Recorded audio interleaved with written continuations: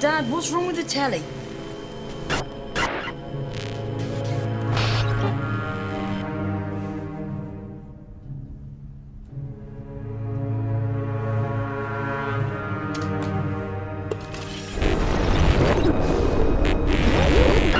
Good evening, London.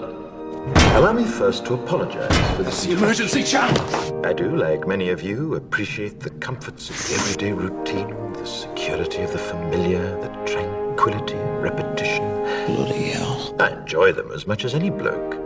But in the spirit of commemoration, Who's that, Mum? whereby those important events of the past, usually associated with someone's death or the end of some awful bloody struggle, are celebrated with a nice holiday, I thought we could mark this November the 5th, a day that is sadly no longer remembered, by taking some time out of our daily lives to sit down and have a little chat.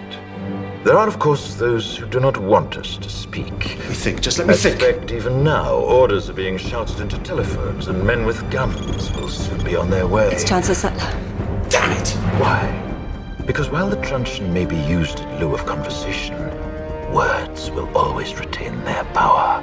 Words offer the means to meaning, and for those who will listen, the enunciation of truth. And the truth is, there is something terribly wrong with this country, isn't there? You designed it, sir. You wanted it foolproof. You told me every television in London. Cruelty and injustice, intolerance and oppression. And where once you had the freedom to object, to think and speak as you saw fit, you now have censors and systems of surveillance coercing your conformity and soliciting your submission. We need cameras. How did this happen? Who's to blame?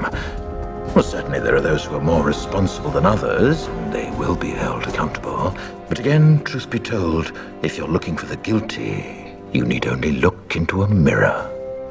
I know why you did it. I know you were afraid. Who wouldn't be? War, terror, disease. There were a myriad of problems which conspired to corrupt your reason and rob you of your common sense. Fear got the best of you, and in your panic you turned to the now High Chancellor Adam Sutler. He promised you order, he promised you peace, and all he demanded in return was your silent, obedient consent. Inspector, you're almost through. Last night, I sought to end that silence. Last night, I destroyed the Old Bailey to remind this country of what it has forgotten. More than 400 years ago, a great citizen wished to embed the 5th of November forever in our memory. His hope was to remind the world that fairness, justice, and freedom are more than words. They are perspectives. So if you've seen nothing, if the crimes of this government remain unknown to you, then I would suggest that you allow the 5th of November to pass unmarked.